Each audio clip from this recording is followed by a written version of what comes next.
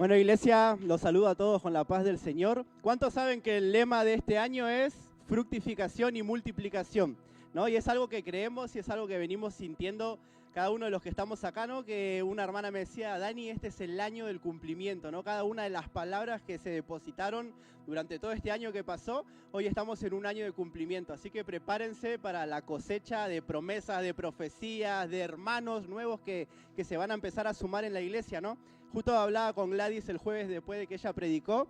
El que no estuvo el jueves, vaya y escuche esa palabra. Le decía, Gladys, me hiciste como la introducción al mensaje que quiero compartir, ¿no? Porque Gladys nos hablaba de esa semilla que somos nosotros, que primeramente fue Jesús, que tuvo que caer al piso y morir para poder llevar mucho fruto, ¿no? Y así cada uno de nosotros somos llamados a, como esa semilla, morir y poder crecer y ser un árbol en el Señor, ¿no? Por así decirlo de una manera simbólica.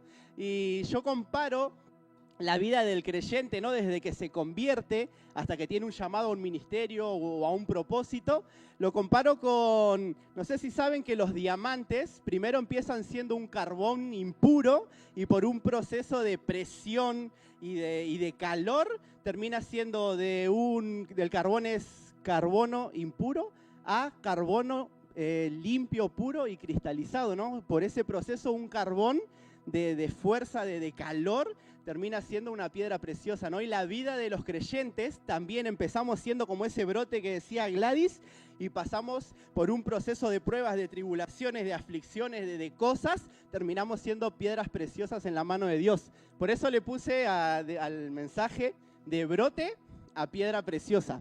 A ver si ahora van a poner la plaquita seguramente, ¿no?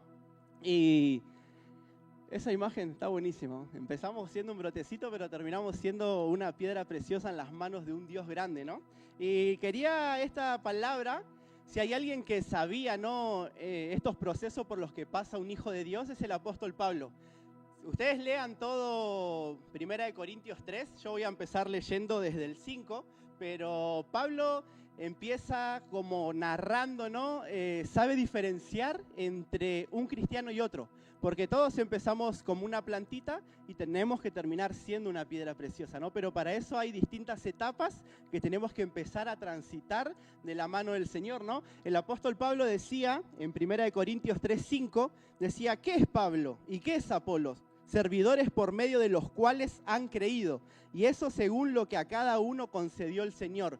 El apóstol Pablo empieza esta enseñanza, ¿no? En el contexto con una iglesia inmadura, con una iglesia donde había murmuraciones, disensiones, ¿no? Donde había peleas, pleitos, y Pablo les decía, yo les quise dar de comer algo sólido, pero les tuve que dar leche, porque todavía no eran capaces de comprender, ¿no? Todos estos misterios que yo tengo para contarles, ¿no? Todo lo que Dios me reveló se los quiero contar, pero de alguna manera no puedo porque son inmaduros. Y entonces dice que algunos decían, yo soy de Apolo, yo soy de Cefa, yo soy de Pablo, ¿no? Y decía, de esa manera no son carnales. Y muchas veces no digo que pase acá, ¿no? Pero es como que podemos llegar a llevarlo a estos tiempos y decir, no, yo soy de la Casa Refugio de la Carolina, no, yo soy de la Casa Refugio del barrio, o yo soy de la escuelita de Gladys, no, yo soy de la escuelita de Mayra, y de esa manera estamos siendo inmaduros, ¿no? Porque somos una iglesia que alaba a un mismo Dios y tenemos que crecer en esa unidad, ¿no? Que es justamente hoy estábamos hablando con los hermanos antes de entrar al culto y estábamos orando, que en este tiempo podíamos ver cómo Dios está trayendo esa unidad dentro de nosotros y que se va a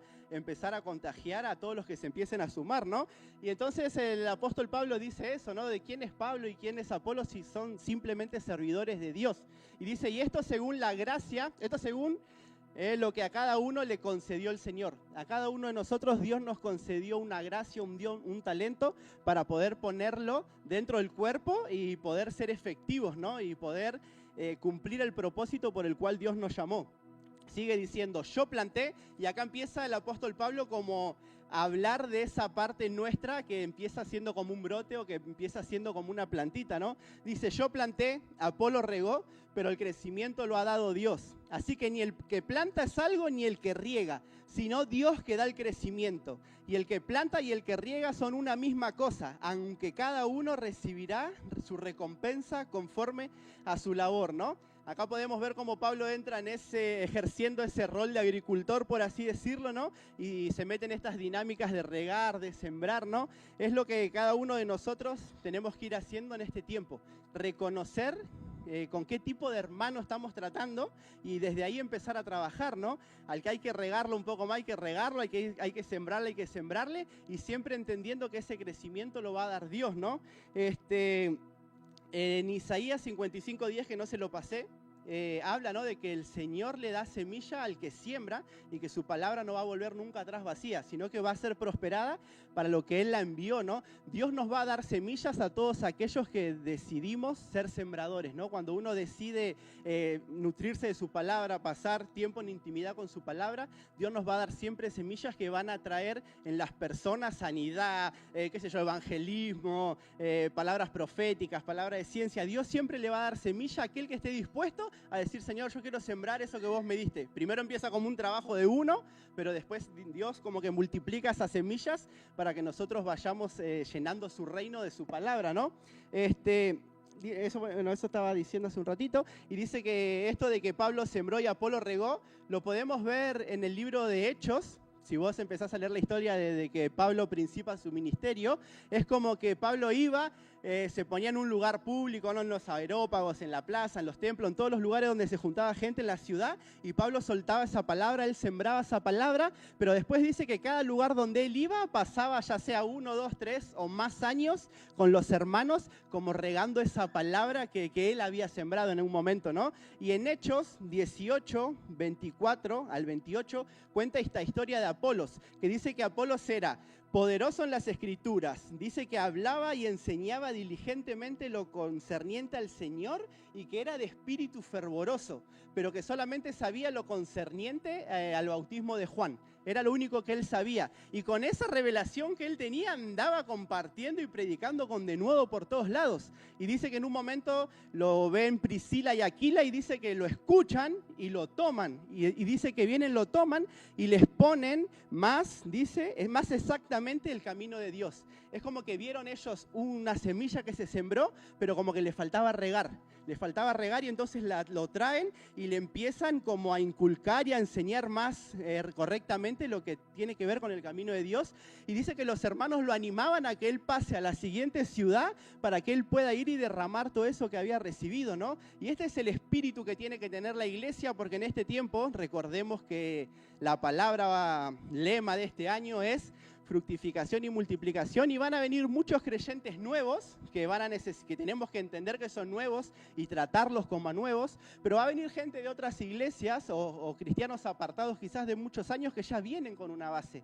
Y muchas veces lo que tendemos a hacer como iglesia es que cuando viene alguien sabio o fervoroso en espíritu es como que no, este me va a robar mi lugar, me conviene tenerlo ahí lejito, viste, que el pastor no lo vea, que predica bien, porque a ver si no me roba mi lugar, ¿no? Pero no, el espíritu de la iglesia dice que estos hermanos lo escuchaban y se animaron y se alegraban. Es como que, wow, esto nos va a servir para el reino. Y como que lo trajeron, lo instruyeron y lo enviaron, ¿no? Nosotros como líderes y colaboradores tenemos que tener este espíritu de poder recibir a todos los que vengan, instruirlos y empezar a caminar hacia la meta que Dios tiene, ¿no? Y a los creyentes nuevos, a todos aquellos que se van añadiendo a la vida de la iglesia, tengo ahí como 3 versículos, por así decirlo, para que puedan meditar o puedan ir creciendo en esto, ¿no? Uno es el Salmo 1, Jeremías 17, del 7 al 8, y el Salmo 92, del 12 al 15, ¿no? El Salmo 1 arranca diciendo, bienaventurado el varón que no anduvo en consejos de malos, ni en silla de escarnecedores se ha sentado, ¿no? Eso habla de cuidar nuestra santidad, de cuidar nuestro testimonio. Y después dice, sino que en la ley de Jehová está su delicia y en su ley medita de día y de noche. Ahí habla de la intimidad que tienen que tener, no tanto los creyentes que recién llegan, sino todos, ¿no? Los que ya estamos, los que van a venir y todos. Es como que tenemos que entrar en esa intimidad con Dios a través de su palabra, ¿no? Poder meditar de día y de noche. Y meditar no solamente es memorizar, sino que cuando recibís esa palabra decís, bueno, Dios, ¿qué me quisiste decir con eso, con esto, ¿no? ¿Para qué me sirve para mi vida? ¿Cómo puedo aplicarla, ¿no? Y empezar a estar de día y de noche con todo aquello que se está recibiendo, ¿no? Y en consecuencia dice que seremos como árboles plantados junto a las corrientes de agua, que su hoja no cae y que siempre estamos dando fruto, ¿no?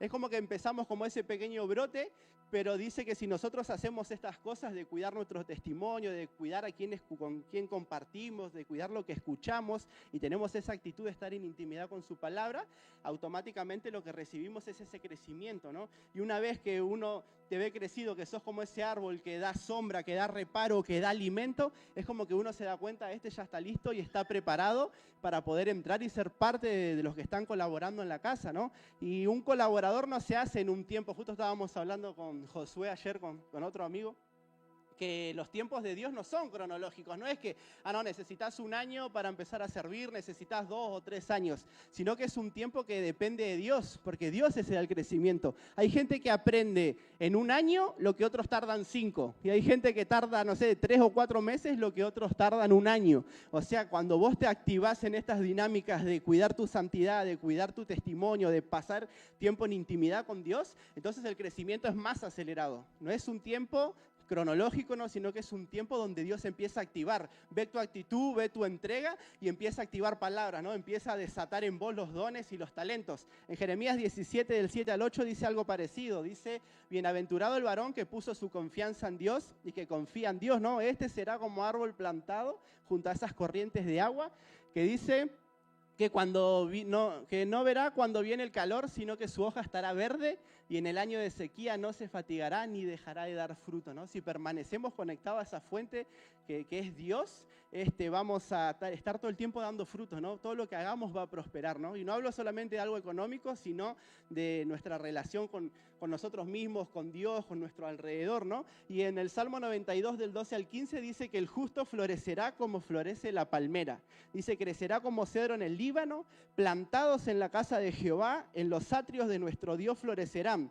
Aún en la vejez fructificarán, estarán vigorosos y verdes para anunciar que Jehová mi fortaleza es recto y que en él no hay injusticia, ¿no? El crecimiento y la rectitud de las palmeras, echan raíces profundas las palmeras, ¿no? Y eso les da estabilidad, ¿no? Que a pesar de los vientos y a pesar de las pruebas, están firmes, están bien establecidas.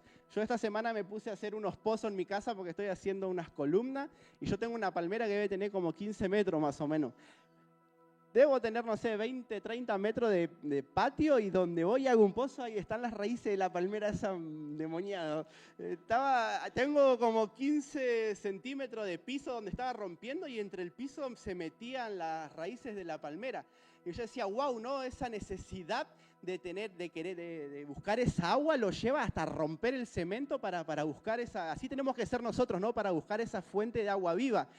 Vos podés plantar cualquier planta en el desierto que se muere, pero vos plantás una palmera y es como que va a empezar a echar raíces, raíces, raíces hasta encontrar la profundidad donde está el agua.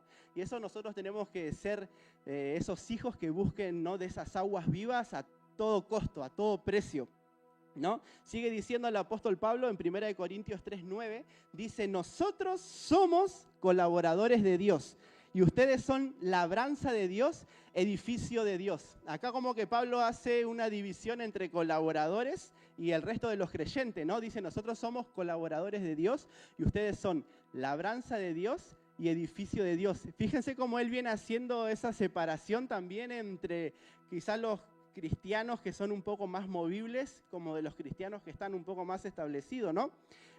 No sé si ustedes saben, pero los lugares geográficos en la Biblia representan como estados espirituales. Cuando Jesús nace, que nace en Belén, tuvo que huir a Egipto y todo, dice que avisado por revelación ya habían muerto los que querían matar a Jesús. Entonces dice que José vuelve y por revelación él entiende que tiene que establecerse en Nazaret. Y Nazaret, la palabra Nazaret en el hebreo significa protegiendo el brote, o cuidando el brote, o cuidando el vástago. O sea, no solamente María y José como padres biológicos cuidaban de Jesús, sino como esos padres espirituales, ellos estaban cuidando ese brote que estaba creciendo, ¿no? Esto está muy relacionado con Isaías 11, donde habla del retoño, del brote que va a crecer de la raíz de Jesse, dice, ¿no? De que va a estar lleno del Espíritu Santo, y bueno, empieza a nombrar un montón de cualidades, que no me voy a meter en ese tema ahora, pero tiene mucho que ver con eso, ¿no? La tarea de María y de José, que se acuerdan que yo hace un tiempo atrás había compartido de lo que María y José tenían que hacer con los regalos que recibieron de los magos. Esa prédica creo que no se grabó, pero después me preguntan y se los digo porque es para otro tema, ¿no? Pero la labranza es cuando se prepara la tierra para el cultivo. Somos labranza de Dios. Él preparó tu vida para que puedas recibir todo lo que viene de Él. Cada prueba, cada problema, cada dificultad, tribulación, Dios la usó para moldear tu vida, para preparar tu corazón y que pueda ser sembrada su palabra, ¿no? Por eso uno riega, otro siembra y el crecimiento lo va a dar Dios porque Él labró nuestra tierra, Él labró nuestra vida con cada situación para que pueda florecer los frutos que Él quiere de cada uno de nosotros, ¿no? Como compartía Gladys el otro día. Pero también dice que somos edificio de Dios, o sea, somos templo del Espíritu Santo. Dios no habita en casas hechas por manos humanas, sino que cada uno de nosotros, con nuestro testimonio, con nuestras vidas, de una manera coordinada y en unidad, formamos una casa espiritual a donde Dios le agrada habitar, ¿no? Sigue diciendo 1 Corintios 3, 10 y 11 dice, conforme a la gracia de Dios que me ha sido dada, yo como perito arquitecto puse el fundamento y otro edifica encima, pero cada uno mire cómo sobreedifica, porque nadie puede poner otro fundamento que el que está puesto, el cual es Cristo Jesús, ¿no? Acá dice que el apóstol Pablo dice, según la gracia que me ha sido dada, ¿no? Esa gracia puede ser talento, puede ser un don, puede ser una capacidad espiritual, ¿no? Y dice que él dice, por esta gracia que me ha sido dada, yo como perito arquitecto, es como que se corre del plan de agricultor, de ir regando y acomodando esa plantita que estaba torcida y acomodándola, ya se mete en ese plan de arquitecto, ¿no? Pero dice, yo como perito arquitecto, perito significa experto o entendido en algo. Y bueno, y arquitecto es el que se encarga de diseñar las estructuras, los edificios, los espacios verdes, ¿no? Es el que se encarga de hacer todas esas cosas. Y nosotros tenemos que ser sabios a la hora de trabajar dentro de la iglesia de Dios, porque nosotros no estamos trabajando con ladrillos o con materiales inertes, sino que estamos trabajando con vidas, ¿no? Vidas que tienen un testimonio, que tienen una cultura, y tenemos que ser muy cuidadosos a la hora de formar esta casa espiritual, porque si no es como que podemos hacer lío, ¿no? Y no, esa no es la idea. Y dice que los cristianos que están alcanzando cierta madurez están llamados a sobreedificar. Dice, yo como perito arquitecto puse el fundamento, el cual es Cristo Jesús, pero cada uno de ustedes mire cómo sobreedifica. Dice, tenemos que tener mucho cuidado, mirar bien cuál es la actitud con la que nosotros queremos edificar dentro de la casa de Dios. Acá hago un paréntesis. Esta iglesia no se fundó sobre la roca que es Cristo Jesús. Los pastores han recibido profecías, han recibido palabras a través de sueños de hermanos que vinieron a predicar y un montón de cosas. Y ya en este año cumplimos 6 años como iglesia y ya se ha levantado como una estructura, ya hemos sobreedificado. Que venga hoy otra persona y diga, no, saca todos los cimientos y arranquemos de vuelta porque por ahí no es como que, dale, hermano, hace 6 años que venimos edificando, se nos han caído paredes porque hemos fallado en ciertas cosas, porque estamos aprendiendo en este camino, pero cada uno tiene que venir y poder aportar a la visión de la casa. Es como que la construcción de acá al lado, mañana aparezca un arquitecto y diga, no, hay que sacar todo y vamos a correr el templo 10 metros más para allá. Es como que los hermanos que vinieron domingo tras domingo a trabajar le van a tirar las palas y le van a decir, dale, hacelo vos. Bueno, es la misma actitud en el espíritu y en la construcción de esta casa espiritual, ¿no? Tenemos que nosotros venir y ser parte y colaborar con lo que ya está establecido. Sí, creo que hay palabras que hablan sobre la visión de la iglesia, la misión de la iglesia. Métanse y edifiquemos desde ahí, ¿no? En 1 Corintios 3, 12 y 15 dice, y si sobre este fundamento alguno edificare oro, plata, piedras preciosas, madera, heno, hojarasca, la obra de cada uno se manifestará porque el día la declarará, pues por el fuego será revelada, o probada, dice, no, revelada. Y la obra de cada uno, cual sea, el fuego la probará. Si permanece la obra de alguno que sobreedificó, recibirá recompensa. Si la obra de alguno se quemare, él sufrirá pérdida. Si bien él mismo será salvo, así como por fuego, ¿no? Hay gente que edifican con materiales duraderos como el oro, la plata y las piedras preciosas, ¿no? Que representan la verdadera doctrina, enseñanzas sanas, la justicia, la fe, obras de valor eternas, entre otras cosas, ¿no? Y simbolizan aquello que es genuino y que va a resistir la prueba del juicio de Dios, ¿no? Pero después hay gente, dice el apóstol Pablo, que también se acerca con esa actitud de usar materiales perecederos como la madera, el heno y la hojarasca, ¿no? Que representan enseñanzas falsas, vanidad, obras superficiales, o como dice en el libro de Apocalipsis, obras muertas, carnalidad, distracciones mundanas que no tienen un valor espiritual, ¿no? Estas cosas serán consumidas en el juicio, mostrando la falta de valor de la obra construida con ellas. Es un poco lo que hablaba hoy Juan también en la palabra de la ofrenda, ¿no? Con qué actitud nosotros venimos y edificamos y aportamos un granito de arena dentro de esta gran obra que es la iglesia de Cristo, ¿no? ¿Lo hacemos con una actitud buena o lo hacemos vanidad, por competencia? ¿Por qué lo hacemos, no? Y dice que el juicio empieza por la casa de Dios y la obra de cada uno va a ser probada. Y si estás edificando con estos materiales que son carnalidad, mundanismo, ¿no? Todas obras muertas, en algún momento se te va a caer todo. Lamentablemente es así. Y no es algo que digo yo o que pienso yo, sino que el mismo apóstol Pablo lo decía en la palabra, ¿no? Tratemos de edificar con amor, en verdad, ¿no? Con obras genuinas que salgan del corazón. Porque dice que el día del juicio, todo cristiano va a ser salvo. Pero por fuego, dice, ¿no? Pero los que edificaron con estos materiales preciosos, ¿no? Con buenas obras, con esta actitud de gratitud, vamos a recibir recompensas en el reino venidero, ¿no? Todos vamos a ser salvos. Uno quizás cree, que ya lo habrán escuchado varias veces, que el fin del cristiano no es convertirse en un querubín y estar tocando el arpa por la eternidad en el cielo, sino que venimos a esta tierra a reinar junto con Cristo y cada uno va a recibir una posición en ese reino de acuerdo a la labor que haya tenido en esta tierra, ¿no? Si uno aprende a liderar su casa, aprende a ser un líder en la iglesia de Dios, aprende a lidiar su propia vida, a liderar su propia vida, entonces vamos a ser aptos y aprobados para tener una posición de liderazgo en el reino que viene, ¿no? Sigue diciendo 1 Corintios 3, 16 y 17. ¿No saben que son templo de Dios y que el Espíritu de Dios mora en ustedes? Si alguno destruye el templo de Dios, Dios le destruirá a él, porque el templo de Dios, el cual son ustedes, santo es. Y acá, bueno, no me voy a detener mucho, tienen todo un discipulado sobre sanidad integral, cuerpo, alma y espíritu, ¿no? Pero la idea es que somos templo del Espíritu Santo y tenemos que cuidar este templo, ¿no? Miren lo que dice en Efesios 2, 19 y 22.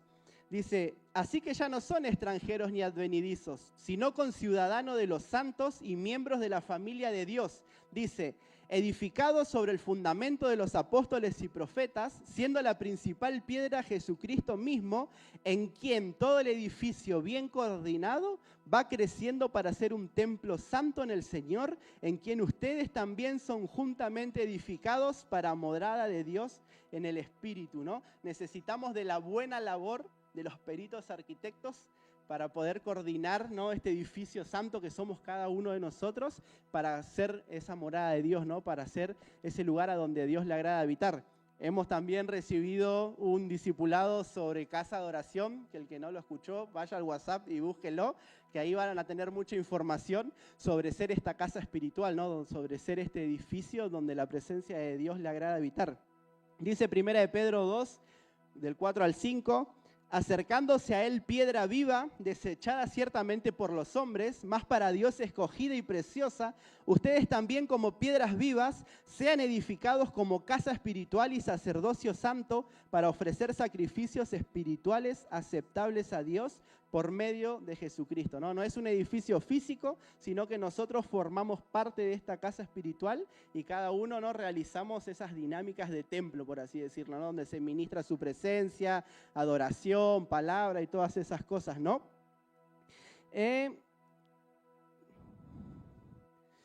Acá, bueno, ahora quiero leer Efesios 3, 17 y 19, ¿no? Y en este contexto, Pablo viene orando por los creyentes para que ellos puedan ser fortalecidos en el hombre interior, dice, y dice, para que habite Cristo por la fe en sus corazones, a fin de que, arraigados y cimentados en amor, sean plenamente capaces de comprender junto con todos los santos cuál sea la anchura, la longitud, la profundidad y la altura, y de conocer el amor de Cristo que excede todo conocimiento, para que sean llenos de toda la plenitud de Dios. Acá viene otra vez, ¿no? En otro libro, arraigados y cimentados, ¿no? Sea cual sea el tiempo que estés viviendo, si es el tiempo de echar raíces profundas y ser establecido, o ya sea que pasaste ese proceso por el cual fuiste hecho ya una piedra, un cimiento en Dios, sea cual sea, todos juntos formamos parte de esta casa espiritual, dice, para que Cristo habite por la fe en nuestros corazones, para que podamos comprender, dice,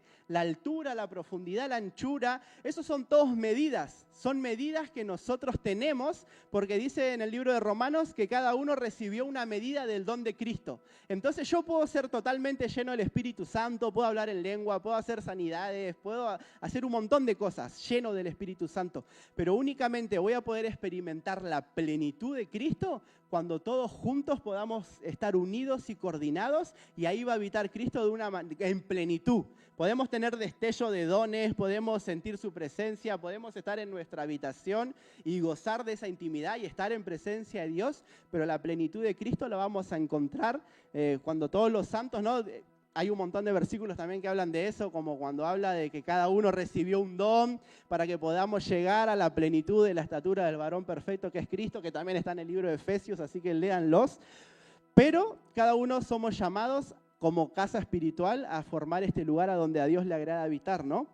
Dice en Colosenses 2, 6 y 7, dice, por tanto, de la manera que habéis recibido al Señor Jesucristo, anden en Él, arraigados y sobreedificados y confirmados en la fe, así como han sido enseñados, abundando en acciones de gracia. ¿No? Otra vez, es como se va dividiendo, ¿no? Esta parte de arraíguense, pero también sobreedifiquen. Justo el pastor hoy me manda un mensaje, y Dani, ¿cómo te estás preparando? Sé que traes una palabra para que uno pueda ser plantado y edificado. Digo, pastor, es la palabra que voy a compartir, ¿no? Hay que ser plantados, hay que ser establecidos en este lugar y hay que empezar a sobreedificar, ¿no? No hay nada que nos pueda detener en este tiempo, ¿no? Tenemos que aprender cómo andar como Él anduvo, siempre echando raíces, porque el que mantiene viva, esto es lo que mantiene viva la vida espiritual, ¿no? Y sobreedificando por medio de las buenas obras que Él preparó de antemano para que nosotros anduviésemos en ella, ¿no?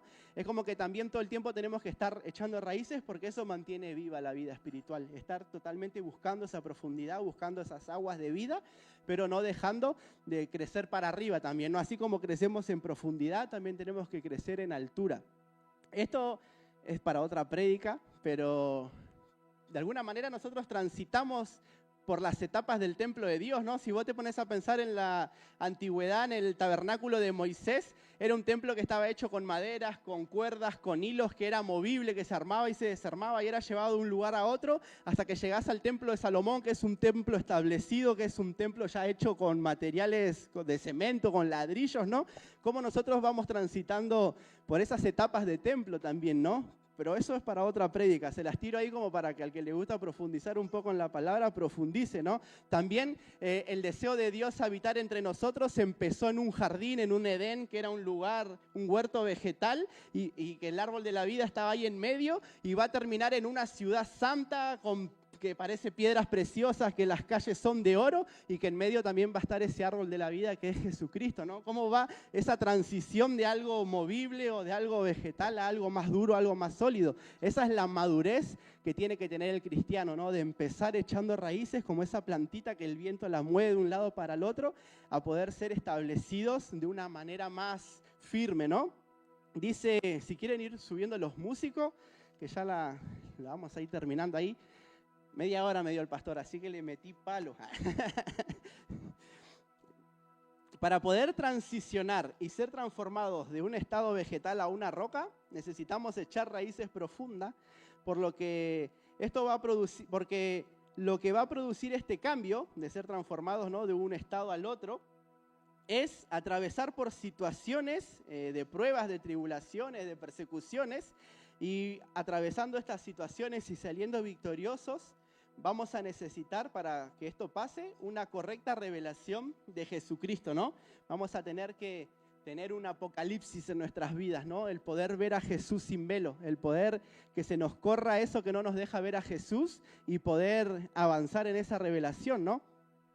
Yo, como cristiano recién convertido, varios años que estoy en la iglesia, tengo que echar raíces profundas, tengo que buscar de esa agua viva y porque van a venir situaciones a nuestras vidas, pruebas, que nos van a hacer transicionar a ser personas más maduras, ¿no? Y esto lo vemos en la vida del apóstol Pedro. En Mateo 16, del 13 al 20, encontramos este relato en donde dice que Jesús le pregunta a sus discípulos, ¿quiénes dicen la gente que yo soy? Y dice, y los discípulos dicen, y algunos dicen que sos Jeremías, otros que sos Elías o que sos alguno de los profetas, ¿no? Y entonces dice que Jesús se le acerca a los discípulos y le pregunta, ¿y ustedes quiénes dicen que yo soy? Y dice que Pedro en un momento lo mira a Jesús y le dice, vos sos Cristo, el Hijo del Dios viviente, ¿no? Y todo esto empieza con una actitud de contemplación, de mirarlo al Cordero, porque dice que Pedro, que en ese momento todavía era Simón, dice que lo ve a Jesús y tiene esa revelación de ver a ese Jesús que cantábamos hoy al principio, ¿no? Ese Jesús que va a venir, ese Jesús glorificado. No solamente el Cordero que murió en un madero por cada uno de nosotros, sino que en ese tiempo dice que tuvo una revelación de ese Cristo glorificado, de la visión de Daniel 7, ¿no? De ese Hijo de Hombre que venía en las nubes. Y dice que Pedro le dice, vos sos el Cristo, el Hijo del Dios viviente. Y en el versículo que sigue, Jesús le dice, bienaventurado Simón, hijo de Jonás, porque esto no te lo reveló ni carne ni sangre, sino nuestro Padre que está en los cielos. Y esta palabra revelación es la misma palabra apocalipsis, ¿no? Es quitar el velo, es sacar el velo. Dice que Pedro, cuando lo mira a Jesús, el Padre le quita ese velo y puede ver a Jesús como ese Cristo vivo, como ese Cristo resucitado. Ya lo vio como ese Cristo glorificado, como ese Rey que viene a reinar desde Jerusalén en esta tierra, ¿no? Y lo que provoca esta revelación en nuestras vidas es pasar de este estado al otro, ¿no? Porque después le dice, entonces respondió Jesús, entonces respondió Jesús, y bueno, me llevan de un lado para el otro. Ahí está. Yo también te digo que tú eres Pedro, y sobre esta roca edificaré mi iglesia, y las puertas del Hades no prevalecerán contra ella. O sea, imagínense que este Pedro era Simón, hijo de Jonás, era un pescador, y Jesús le dice, por esta revelación que vos estás teniendo, en esta revelación, yo voy a edificar mi iglesia, ¿no? Ahora serás Pedro, ahora serás llamado esa roca, ¿no? Y le dice, vos serás Pedro, que Pedro significa piedrita o piedra chica, y sobre esta roca, refiriéndose a él mismo, dice, voy a edificar esta iglesia. Y nosotros tenemos que edificar sobre esa revelación, ¿no? El saber sobre ese Jesús que va a venir, ¿no? ¿Y a dónde nosotros tenemos una revelación de Jesucristo? En el Apocalipsis, el versículo 1 dice, la revelación de Jesucristo que Dios dio, dice. O sea, tenemos que empezar a mirar a Jesús como lo ve el Padre. Y el Padre nos permite ver a este Jesús corriéndonos el velo. En ese capítulo 1, donde hay más de, creo que 21 características sobre cómo es Jesús, ¿no? Esos ojos como llama de fuego, esos cabellos blancos como la lana, y toda la espada de doble filo que sale de su boca, y todas esas otras cualidades que Jesús tiene, ¿no? Por eso es importante, también tenemos un discipulado de Apocalipsis, todos aquellos que son nuevos y se están sumando a esta iglesia, tenemos que crecer en ese conocimiento, porque eso nos va a servir, porque necesitamos echar raíces profundas, necesitamos tener esta revelación, pero Jesús también le dice a Pedro, Satanás me pidió zarandearte como a trigo. Satanás me pidió zarandearte como a trigo.